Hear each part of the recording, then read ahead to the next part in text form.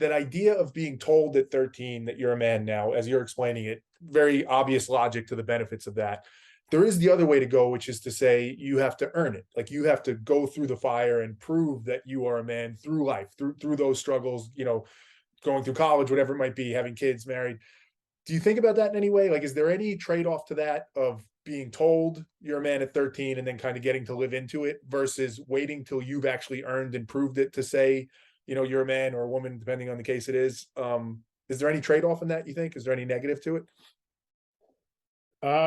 It's hard for me to say because we all experience life one way, and so I can't say what it would have been like in the other way. I think, and I'm not sure that I can give a specific example of this in my life, but just thinking out loud, I feel like personally, every time I've tried to like earn something, whether that's like especially someone's love, when I try to earn someone's love, it never works out well, right? But like when that love is like given to you, um, it just seems like that was how it was meant to be. And I Hmm. know I'm not being very concrete in my answer. I know that's kind of ethereal and out there. I'm not sure that I can give a concrete answer or example of what I'm talking about, but I know what you uh, mean, though. I know what you mean in saying that. And I get that, where it's like if you feel the need, like I have to earn it, it yeah, loses something. It becomes superficial, or it misses the point of what it really is. So I yeah, get that. The other side of it, where I was thinking is,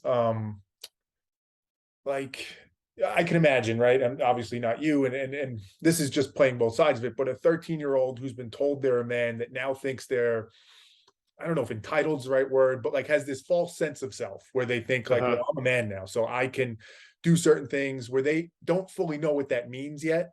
gotcha. But I would imagine that goes kind of back to where we were before. It sounds like, from the book and from the experiences I've heard from you, it's not like when you were told by your grandfather and your uncles and your dad that you're a man that had free reign to do whatever you wanted in life. If Right. anything, it became more of a responsibility of like, you're a Yes. man now, so there's things you need to understand and how you move through the world, and there's power that comes with that, but there's responsibility. So it was that's, I guess, the hedge against that from somebody just taking that and saying, well, now I'm a man, I can do whatever I want and I have full control and power. Exactly. Yeah. No, I understand your question. Yeah. So, an element of the weekend is like discussing, well, what does it mean to be a man and what does it mean to be a good man? Mm, And so I think that's where um, the other side of it was kind of, uh, it was idea of manhood was kind of fleshed out and it was tempered, where it's like, yes, you are a man, but this is what it means to be a man. To be a man means to respect women at all times. To be a man means thinking about others before you think about yourself. To be a man means to be a protector, like that. I think that's one reason why like jujitsu speaks to you and speaks to so many other men is like you feel like your body was created for this, right? Like this is just a primal, like this is built into me, right? Something about it, that mhm. physicality of it. Um, yeah, so I think that those discussions help to temper what you're talking about, that risk of uh, a boy thinking he's a man and doing these things that are not good, Yeah, yeah, that would be what we would call like false manhood, or especially like machismo, yep, like yep. puffing up your chest and saying, "I'm a man, I can do anything." I don't have to listen to women because my grandfather told me I'm a man. That has nothing to do with it.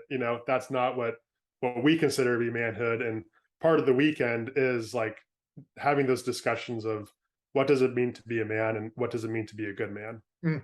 Yeah, in some ways, you're almost preempting that sense of like, oh, I don't have to listen to women. Like, no, no, you're being told at a very young age, at 13, Yeah. that's actually not what it is. It's this, and I think there's something so powerful. And you said this in the beginning, and it could be about manhood. It could be about lots of different topics. It could be about faith. It could be about all sorts of different things.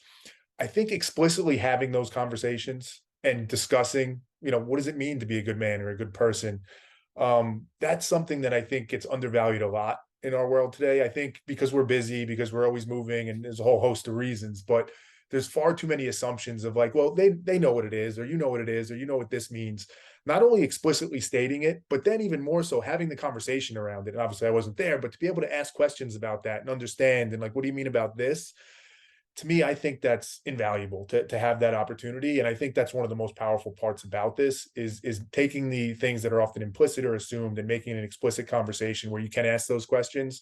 That had to be so beneficial for you, I would imagine. Yeah, I totally agree.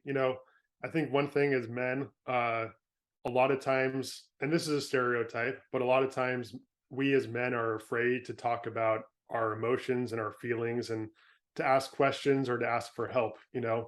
Uh, Typically that's kind of seen as more of a a woman type or female attribute, a feminine attribute to be that communicator, right? Men are not stereotypically known to be the best communicators, and so I think having this weekend, having these rituals, discussing what it means to be a man, is helpful for the boy because it gives him this template that like it is okay to have these talks with other men. Um, One thing that was really powerful for me was that all of the guys, inevitably, all the men inevitably say something along the lines of, "You are now a member of this tribe of men, and you will go through ups and downs in life. And if you hit those kind of rough patches, please come to us for advice, for direction, for guidance, because we have a lot of experience in life and we have your best interest in heart, at heart. We love you unconditionally and we want the best for you." And so having those other men as resources, like I could talk to them for about anything, and they had opened up to me first, right? They talked to me about some of their struggles in life, um, what they were going through, some of their challenges. And so hearing them talk about their own journey through life and their own journey as men, and that it wasn't perfect, it gave me the comfort to later in my life to be able to talk to them more openly. Mm. I didn't feel like I had to be perfect or that I had to hide things from from the other men in my life. I could come to them with my struggles, and I did on multiple occasions. Mm. So that was super valuable for me, just that getting that good communication amongst the men in my family. Yeah, it goes back to, I think, too, a little bit of that, like not in some ways not feeling that sense to have to prove yourself or the machismo or the kind of puffing your chest out, because I think about this with my son often, and I'll say this jokingly, but somewhat true. Like we had a tree fall down in our backyard the other day. So I was kind of cutting it down. I had to saw it down. And there's a part of me that thinks sometimes like that he might be getting this, and then I do jujitsu, and I by no means think I'm the manliest man in the world. There's plenty of things I can't do and I can't fix most stuff. But like, is there a perception, if we never talk about it, he may have this perception of like, oh wow, my dad's like really strong, he's a man, he does all these things. And there's good in that. That's not necessarily a bad thing. But I think showing that other side and saying like, yeah, but I mess up too sometimes. And sometimes I'm upset and sometimes Yeah. I'm sad. And sometimes I can't fix something and I need to ask for help for it. I think showing that full spectrum, which it sounds like is what you guys are getting into there, it allows you to be a man in the purest and truest sense, which is at sometimes a protector. It's sometimes, doing those things that traditionally we think of as men. But there's that other side of it too, which is also part of being a man and being a person.